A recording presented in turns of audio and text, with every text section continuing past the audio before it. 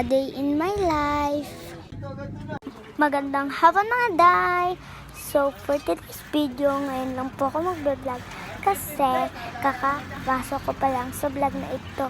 Kung nanonood ka na nga po pala, i-follow nyo na din po at i-like. So wala po akong magawa sa bahay, kaya ang ginawa ko, maglinis at magpa-cute. Charot! Pero naglinis lang po ako, baka kasi magbunga nga ang mama ko. So ayan, todong linis lang ang person. So ewan ko kung bakit nakapaglinis ang isang person, kasi hindi naman uso sa kanya yan. Charot! pero guys, naggagawa kami, nagbablog ako ng mag-isa. Pero bukas, magbablog na din ako.